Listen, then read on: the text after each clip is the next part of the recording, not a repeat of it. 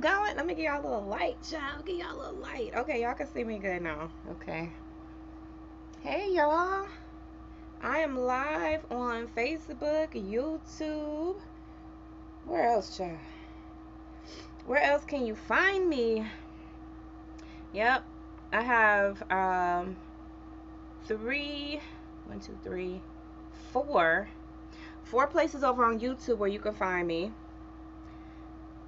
Let me see. I think I got three places over on Facebook where you can find me, okay? So we're live right now. We are doing a live writing session with Delores, the pastor's daughter. Hey, you guys, I am your coach, your writing coach. I don't think a lot of y'all knew, that I'm an author, I'm a writer, I'm a memoirist, okay? That's what I like to consider myself, a memoirist. You know what? Matter of fact, let me go ahead and get my vibration plate going. That's what I'm standing on right now. So we're just gonna get a little vibration going. So let me just give you guys a little bit of a just kind of a lay of the land, so to speak, okay? Because it's been a little while since we've done some live writing sessions, but I've been doing a lot of writing behind the scenes. Now, I watched this content creator, YouTuber, entrepreneur, just all around seems like an amazing person. His name is Dan Coe. And his suggestion was to do, I think at minimum, right? We say at minimum 2 hours a day of focused writing, and then see how your writing develops, see how your business develops, your book, whatever you happen to be working on, see how it develops over that time when you dedicate 2 hours of focused work, focused intention on moving forward in your writing and stuff like that. So tonight, just to give you guys kind of like a little bit of a heads up, we had line dance class tonight locally. I teach line dance as well on Tuesday nights, so I taught that tonight. And then we just started last week, we started incorporating karaoke into our line dance night. So on Tuesdays, right after line dance, we go right into kind of like segue into karaoke. In fact, the best way that I know to do karaoke, like kind of that segue, is to do a couple of songs that we would normally line dance to, just do that in karaoke, right? So we transition by using some of the same songs that we would line dance to, and I just sung them. So tonight, for our segue song, so to speak, I did Boogie Oogie Oogie. Okay, Boogie Oogie Oogie by oh gosh, who is that by? Oh god, I just drew a whole blank. Anyways, you guys look it up. But Boogie Oogie Oogie is just a really fun song. To me it's timeless, So a good song swap that I did, that's one of the other things that I do. I do a lot of modified dances and I do song swaps. So a lot of people that I teach line dance to, they're beginners or they consider themselves to not really be good at line dance. So what I like to do is like use some of those old songs that we used to do, and like just put the, just match a line dance that would go to that beat and that rhythm, like just match that, dance to the song. And it's been flowing very, very well. Also, I do modified dances because a lot of people that I work with are they're older or they have injuries or they just need to be careful,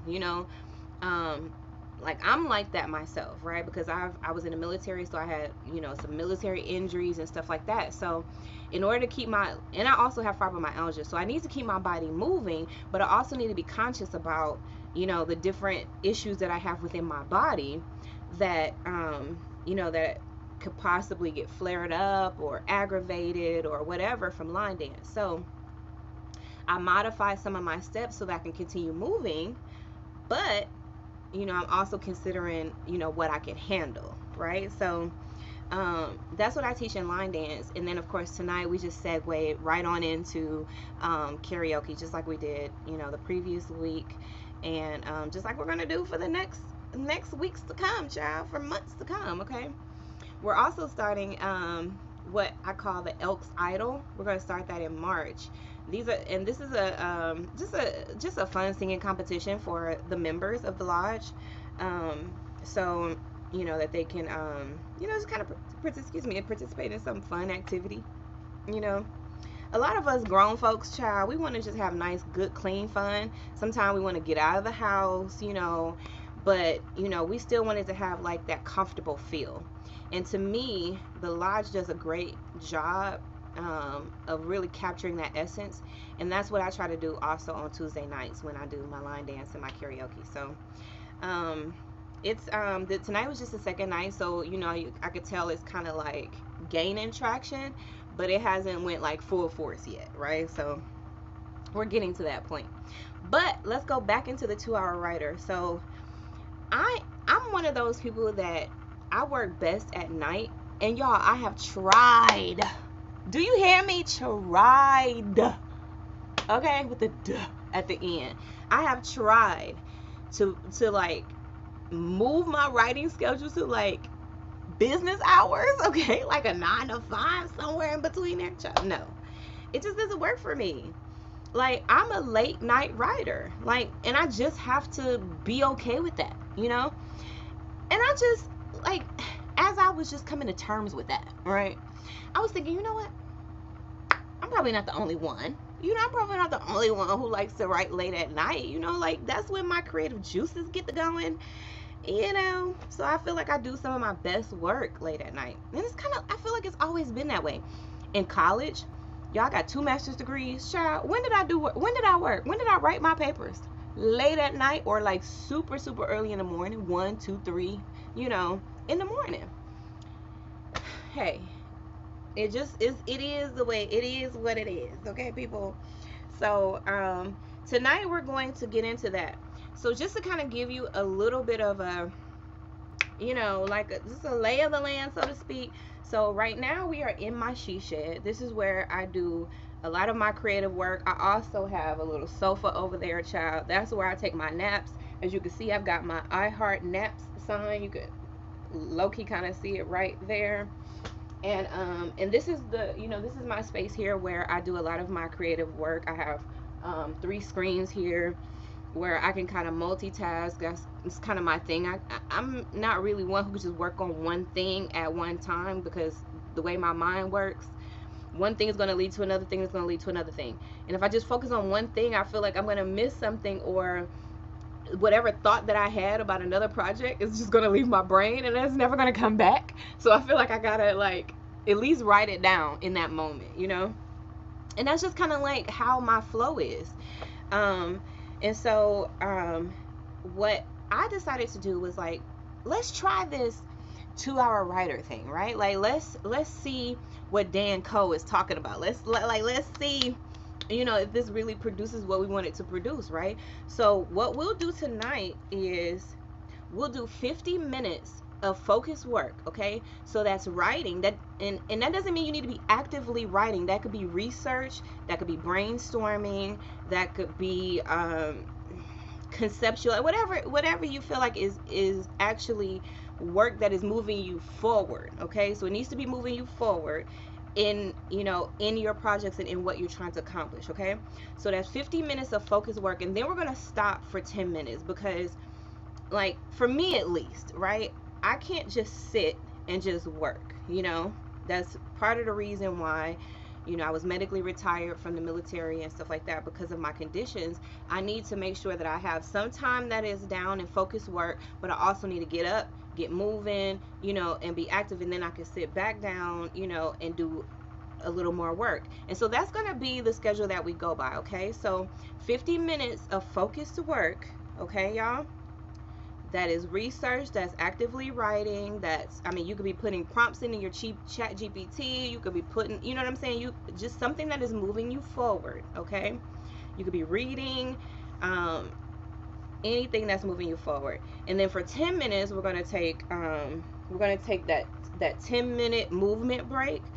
And during this 10-minute movement break, you can get on if you have a vibration plate like what I'm on right now, get on your vibration plate, vibrate for 10 minutes.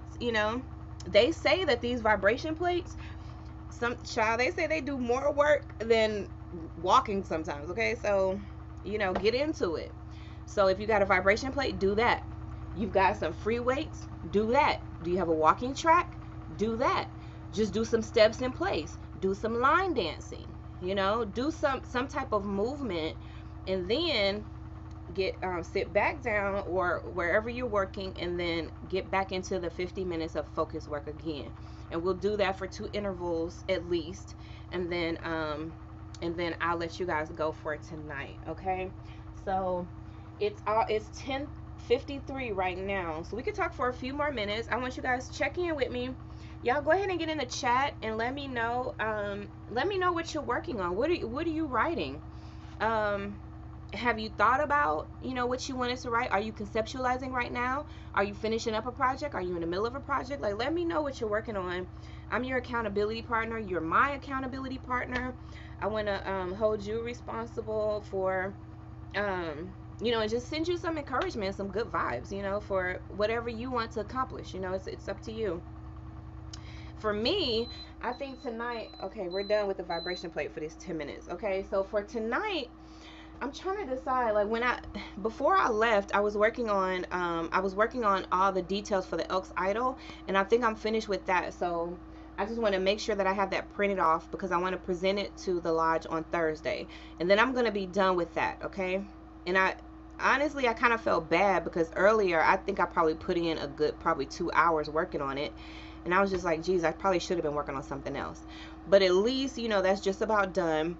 I'm going to look at that and just make sure it's finished out, and then go ahead and print off the documents that I have for that. So what I did was I came up with the rules, the dates and times, the rules for the judges, the sheet that the score sheet, where everyone's going to be scored, and I think that's just about it. Oh, and then my social post, so I could post about it and then announce it and stuff like that. So I had ChatGPT, come up with all of that for me. Of course, I had to tweak a lot of stuff, tell it to redo, based on like new ideas that I came up with, or just kind of like just fine tuning the ideas that I already had.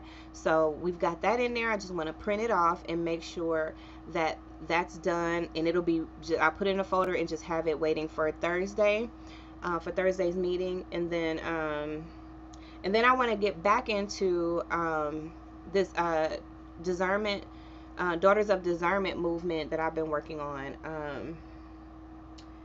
Right now I've created 2 school communities. One is the overall Daughters of Discernment community, and in there, y'all, some really good stuff that I created for y'all. In there, you're going to find the Tell Your Truth Daughter, the ebook that is going to get you started on writing your very own memoir. I know you guys have been talking about, you've been waiting for a sign from above, child. So you will know, like, is it my time to work on my memoir? Yeah, girl, work on that thing, okay? So that's what you can do today in the 2-hour writer. Like, go ahead and start conceptualizing, what you want your memoir to be about, what stories are going to make up your memoir. In fact, I would just say, just start writing. You know what I mean? Just start writing, and then allow the vision to kind of take a little bit of shape from there, right? So that would be my suggestion to get started. And then, of course, go over into the school community, and I've already put a lot of great information in there for y'all to help y'all get started on writing your memoir. So especially for people who have dealt with a lot of trauma, and especially if the people that caused your trauma or involved in your trauma is still alive, you're going to want to be really intentional about how you write your memoir. And these are like lessons that I learned from writing my very own memoir, because I wrote a memoir about my father, and he's still alive, and in fact he lives in the same county that I live in. Okay, so that just lets you know, like, this could get really sensitive and really crazy for people who are ready to tell their story, but they still got to consider the other people who are involved in their story, or who are characters in their story, so to speak. So the Tell Your Truth Daughter memoir writing series is really going to help you to, focus on that and not be scared, not be intimidated. Go ahead and start writing your story, getting it down on paper, start recording. In fact, during this 2-hour writing session, you could be doing voice recordings of your stories. You don't have to just sit down and write at a computer, okay? You can do transcription. You can talk. you know, and then transcribe what you're saying. If you are a content creator and you're telling your stories, record your stories, transcribe your stories, and then that becomes some of the foundation for your book. Okay. I'm gonna make this process really, really easy for you if you stick with me and stick with this 2-hour writing session.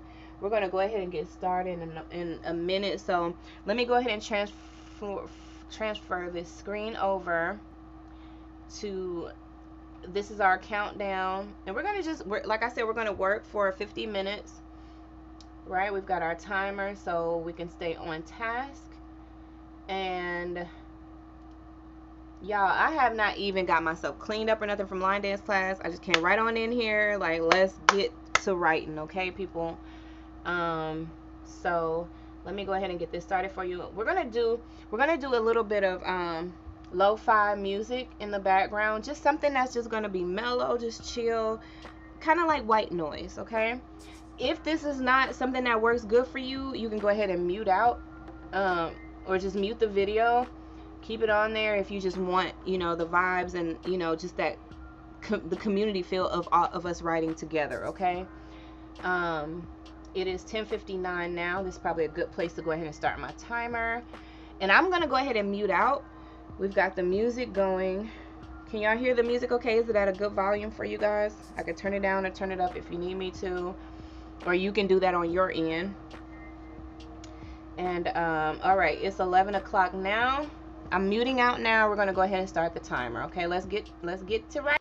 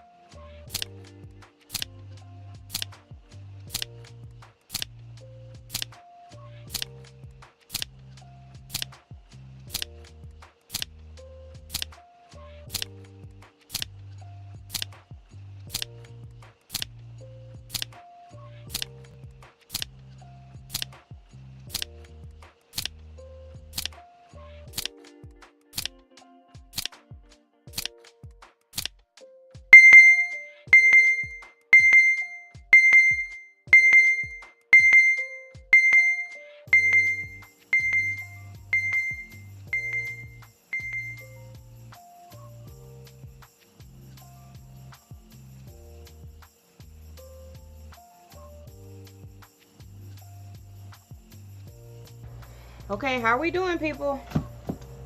Check in with me. Let me know what's going on.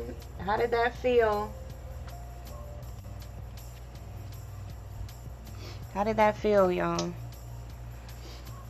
Y'all, I don't know if y'all were looking,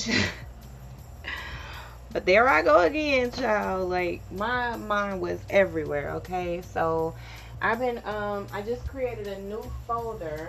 Let me go ahead and do some, let me vibrate a little bit while I take these slides off. Okay. So, I told y'all I've been working on the discernment decision lab on the school app. So I've got two communities on the school app right now. One is the Daughters of Discernment. This one's strong today, y'all. It's got my voice on. Did y'all ever do that when y'all was kids? Like, be like, right into a fan so you can hear how it makes your voice sound. Okay. Okay, so I was working on the decision audit. That's going to be a worksheet. The decide this now. That's a guide, workbook guide, and then the discernment-based decision guide for clear decision making, or for making clear decisions. That, and then let me just say this too. That, like, this was part of the reason why I went into the daddy issues series, because and I know I haven't really like done a good job at tying all of this in just yet, but I will. Okay, so just bear with me here, you know. So the tie-in for the daddy issue series is just from my own story, right? From my own experiences. My daddy issues, or my issues with my father wound, you know, my upbringing and the things that kind of just stuck with me. Um, to me, it really manifests itself in my decision making, right? And that's in like all areas, right? That's in relationships and career and home stuff, finances. I mean, all the things, right? Um, where it, you know, that the daddy issues really start to show up for me, you know. Like, I've done a lot of work, y'all. I've done a lot of healing work. I've been in therapy. I'm very aware of, you know, what I've gone through and how it has impacted me in adulthood, how it's impacted my decisions, how it's impacted my relationships, and, you know, everything. And so, you know, I'm at this point now in life where I still have daddy issues, right? I don't think that that's ever going to be something that just goes away, because I don't think that we, you know, even realize how our daddy issues will manifest sometimes until we are faced with a situation or an event, or, you know, a relationship or something that, you know, really starts to highlight the fact that we got daddy issues. You know what I mean? So I think that, you know, sometimes even later in life, y'all, you could be 60 years old, okay, and you still got daddy issues. Like, it just is. You know what I mean? It's like, it's just like, I think there's, to a large extent, we just have to like accept that, you know, accept that there are things that we grew up with, that we experience, that affect who we are today, right? It affects our decisions. It affects how we move. It affects what we believe. It affects the decisions that we make. It affects our actions. It just affects, right? And and so what I realize is that there's a lot of daughters out there that have a hard time making decisions and using their discernment and also taking action, because a lot of times, like, we know stuff, we see stuff, but when it comes to actually acting on it, making a decision, establishing something, like executing, you know, then that's where there's a disconnect there, you know what I mean? And it was something that I dealt with personally too. I still deal with it, you know. And so I always refer back to my decision making process. And because I have a decision making process, I'm like, you know what? it's probably a lot of daughters out there that don't have a decision-making process. I mean, how could you really? Like, how could you just be like, okay, well, I know I need a decision-making process, unless that was something that you were taught. But for me and probably a lot of daughters, because of the relationship dynamic, because of whatever our parents were going through, whatever issues, parent issues, mom issues, daddy issues that they have, it affected how they raised us, right? But it's our responsibility at this point to do something about it, right? Like, we can't just be like, well, you did this to me, and then that just be it, and then that's our alibi, that's our excuse, that's, a way of not taking accountability, not taking responsibility, not taking control in our power, for our own lives. So it's one thing to know a thing, to see a thing, to identify it, for our discernment to, like, okay, we know we got discernment. But when it comes to actually making a decision, when it comes to actually following through, when it comes to actually doing the thing, we might be falling a little short on that, sis. You know what I mean? We might be falling a little short, So that's what this process is really going to help. So I've been working a lot behind the scenes. Just because you guys are just seeing me now doesn't mean that I haven't, been doing the work behind the scenes and just trying to create this formula and this format that I've been using myself. I had to tap into, okay, what am I doing that is helping me to break free from the toxicity that was in my life? Y'all, one of the hardest decisions that you will ever have to make, hopefully you never have to make it, right? But a lot of us have, sadly, is whether or not we're going to cut our parents off. I mean, I hate it. I hate it for you. I hate it for me. But it is what it is, And sometimes we're faced with that decision of like, okay, do I do what's best for me, or do I do what's right society-wise? Do I do what's right religion-wise? Do I do what's right based on, like, how I was taught, my upbringing? What, like, nobody wants to sever the relationship with their parent, but sometimes that's a decision that you have to make.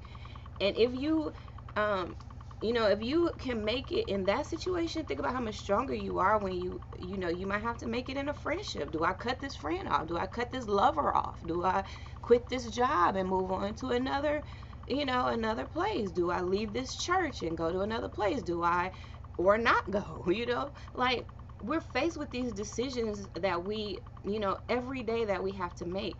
And a lot of us are stuck in that spot of, okay, I know that this is no good for me, right? Like, I know that this relationship is not healthy. I know it's toxic. I know it's killing me. I know it's making me sick. I know it's draining the life out of me. But to actually make that decision, follow through with it, I don't know how to do that, And I think that that's what a lot of us are facing. It's not because you don't know. It's not because you don't have the information. It's not because you don't know enough details. It's not because you can't do the research. It's not because, you're not educated enough. It's not because you don't know what's best for you. You do. But when it comes to actually making that decision and following through, that's where we fall short. And so, I consider myself to be a discernment coach, and I've really been calling myself this for some years now. But I know that a lot of people don't understand what that means. Like, okay, what does that even mean, a discernment coach? I mean, if you even give it that much thought, then you're probably like, what does that even mean? But I help people to make decisions. I help people to think critically. I help people to process themselves, their feelings, their emotions, what's best for them, their purpose. I help them to decide what is the best option for me. And that's even a key right there. Like, what's the best option? Because people think like it's always like a good or bad. Like, I just gotta make the good choice or the bad choice. But sometimes there's good and bad in all the choices that you have. But you have to discern what is the best choice. Do y'all remember like taking tests in school and stuff, and they would ask you like, choose the best answer, and you're probably like, wait a minute, like, no, you just want to choose the right or the wrong answer. Okay, that's easy. But in real life, when you're making real life decisions, Sometimes it's not that black and white. Sometimes it's not like, okay, it's just that it's easy enough to just choose between what's right or wrong. No, child. Sometimes you have to choose what's best, knowing that there are going to be good and bad in every decision that you make. But how do you process that? How do you weigh out the pros and cons? How do you do your research and know what to expect? How do you do some, at least some forethought and foreshadowing of what's going to happen in the future from the decisions that you're making today? And a lot of people get stuck in this like this loop of like, okay, I don't know, like how can I make a decision, you know? And a lot of our difficulty with making decisions stem back to our very foundational relationships, where we learn to not trust ourselves. We learn to doubt every decision. We learn like, I can't trust my choice. I don't know what's best for me. You know, I need someone else to make my decisions. I'm not here to make a decision. I'm not going to make your decisions. No, your decisions are yours. Okay, sis? We all got to make our own decisions. Every daughter is responsible for herself. But I'm a daughter also in this fight with you. And I can be of assistance in a way of saying, hey, like, these are some things you can consider. This is a framework that you can go by, giving you encouragement, enlightenment, and a little bit of a push to say, hey, you know, like, you know the decision that you have to make. You know, I got your back. You know, make the decision that you need to make. You stand on it. You know what I'm saying? Do what you got to do, sis. And I think that we're lacking that so much in our friendships, in our relationships and stuff like that, that I think it's just a wonderful thing to have a sister, you know, in discernment, who can help you from that perspective. I'm not going to give you advice. I'm not giving you therapy, child. Nope. I can't do it. Ain't gonna do it. Now, I'm a counselor. Yes, I'm a nationally certified counselor. However, I'm not here to counsel you. I'm not here to therapize you. You know what I'm saying? I'm not here to give you advice. No, I'm here to help you discern. And there is a huge difference between giving advice and helping someone discern. And so that's what, you know, I'm working on to help bring that to life and help that to become clear. Okay? Clear to the daughters. To God's daughters. Okay? So let's go ahead and get back started. Let me share my screen here. And we're going to go ahead and get right into the next half of our 2-hour writing session, as made popular by Mr. Dan Coe. If y'all don't know Dan Coe, go and follow him on YouTube. He's also on X, Twitter X, and he puts some great content out. So I encourage you guys to go and check out his channel as well. So let's go ahead. I'm gonna turn the music back on.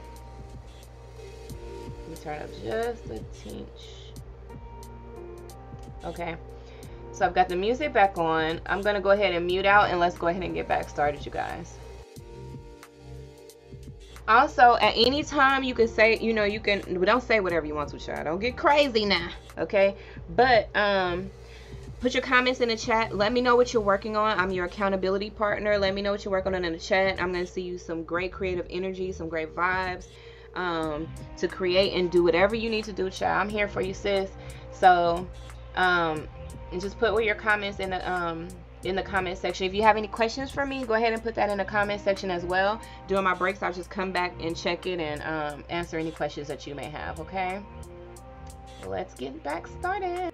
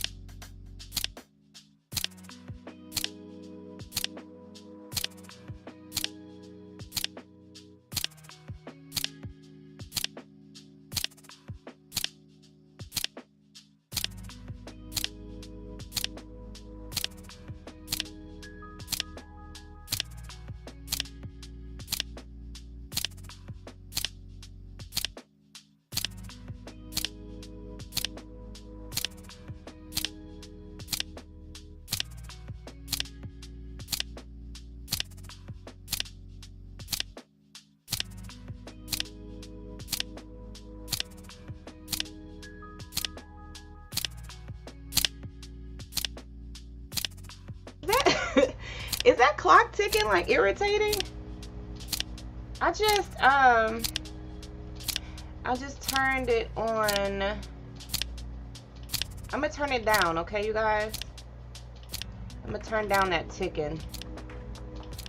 Let me see it. Let me know if that's if I need to turn it down anymore, okay? Hold on.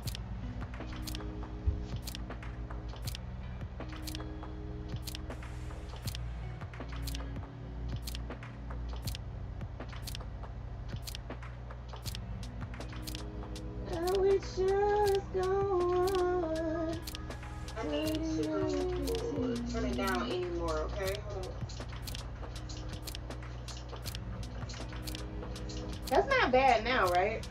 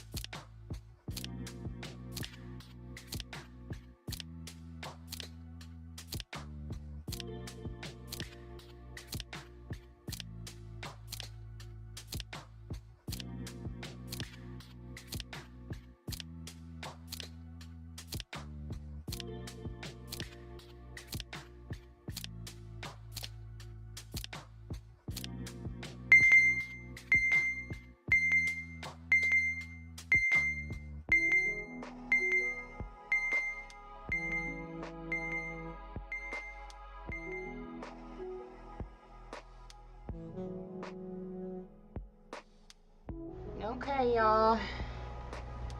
What's going on? How y'all feeling? Sisters, how y'all feel? Brothers, y'all alright? Just like Erykah Badu said, honey. How are y'all doing? Y'all okay? Let me see. Let me go back. So, if y'all have been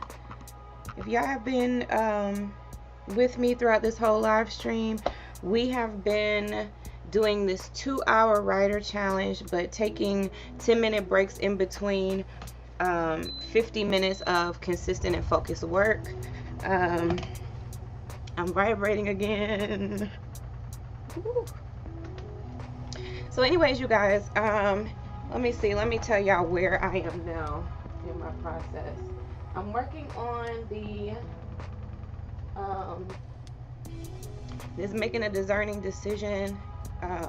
Basically making a decision.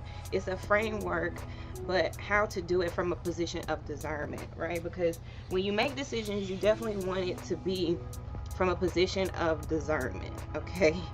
Not out of impulse, not out of emotion, not out of being misinformed, not out of just taking advice from other people without doing any of your due diligence.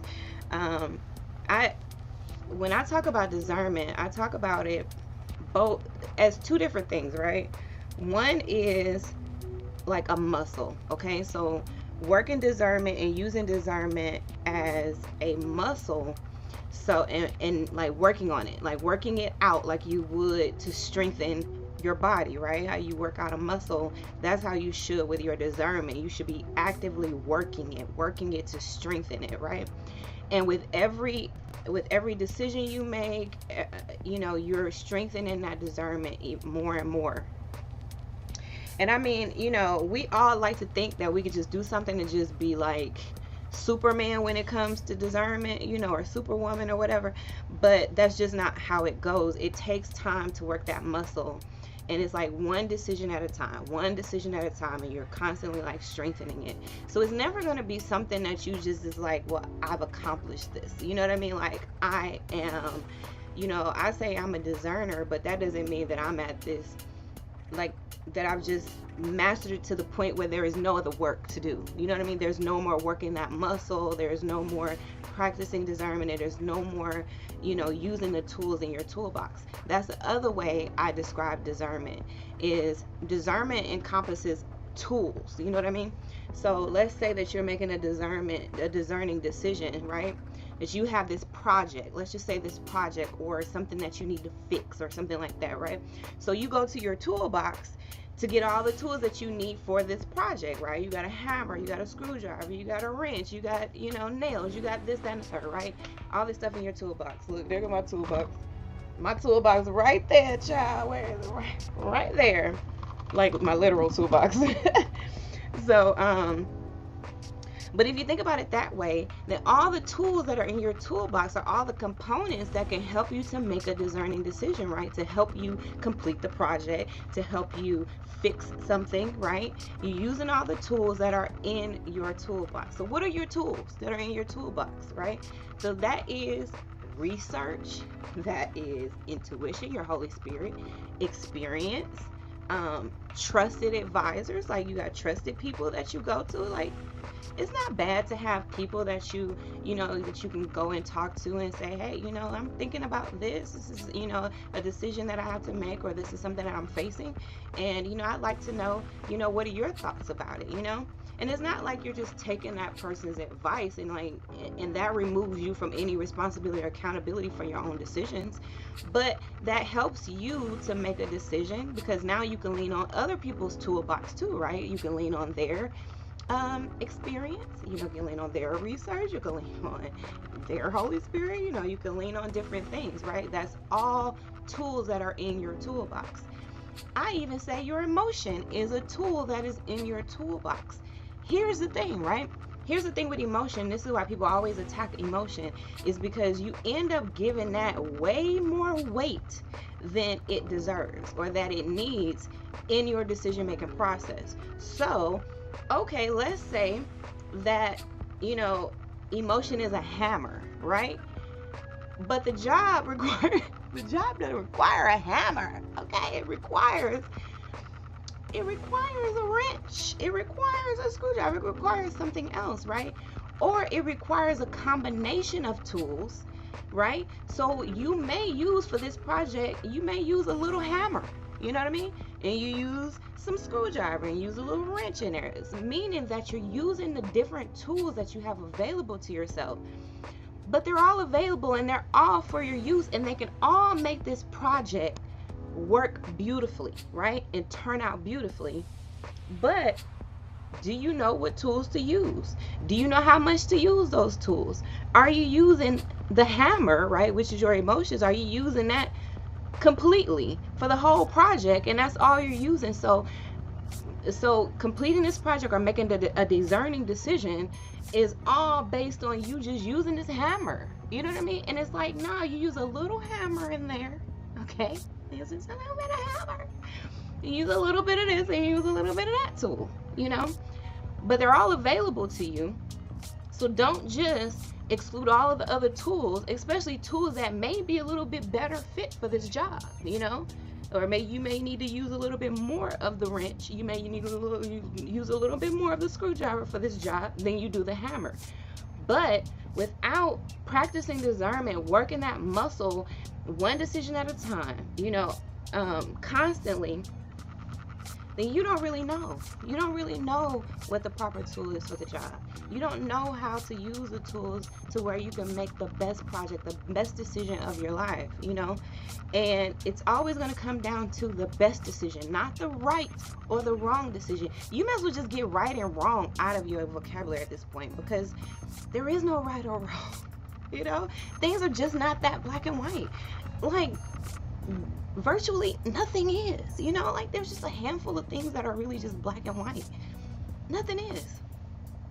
There's gonna be a little bit of like bad, so to speak, you know, in your good decision. There's gonna be some pros and cons. There's gonna be positives and negatives. There's gonna be two sides to everything. And as long as you remember that and know that, then you won't get stuck on and hung up on right or wrong. Just really know right or wrong. It's what's best. And that's how your decisions, that's how you have to be focused with your decision. Okay, I have to make the best decision, not the right decision, not the wrong decision. That's what keeps you stuck in indecision, because you're like, dang, I don't want to make the wrong decision. But sometimes there is no wrong decision. It's just that you have to make the decision and you have to weigh it all out. And all of that, those things depend on you. They depend on the circumstances. They depend on who else is involved. You know, there's a lot of, you know, there's a lot of nuance there. There's a lot of things to consider there. But the thing is that we've never been taught how to think critically, how to make the best decisions of our lives, how to use our God-given gift of discernment. Then we're really just out there just trying to figure it out. And a lot of us can't afford to just keep trying to figure it out, right? We need somebody to just help us figure it out, you know? Like, we're just bumping our heads, like, not really knowing how to critically think, not really knowing, you know, how to make a decision, not really knowing how to weigh out the pros and cons, not knowing how to use the tools in our toolbox. So this is how this helps, because then you realize, like, you know, you can remove yourself from the whole right or wrong, you know. Don't even be invested in that, in what's like, this person's right, I'm right, you know, my discernment was right. Like, it doesn't matter. You chose what was best. And then when you get new information, when new information is presented to you, weigh it out. Like, do I need to go back and weigh out my decision? Does my decision need to be changed? Does it, you know? And be okay with that. Be okay with, like, okay, now I've got new information. You know how, like, they'll close a case in court, right? They close a case, it's closed. But if any new evidence, new evidence comes, we got to open that case back up. But see, you got to evaluate that. Okay, do we need to open this case back up? Does this new information, this new evidence, change anything? I don't know. Maybe it does, maybe it doesn't. But that's what the discernment process will do for you. That's what having a framework will do for you, you know? You can take the guesswork out of making decisions and actually work the process of making decisions. Does that make sense? So that's where, that's where we are in our process right now. That's what I've been working on behind the scenes.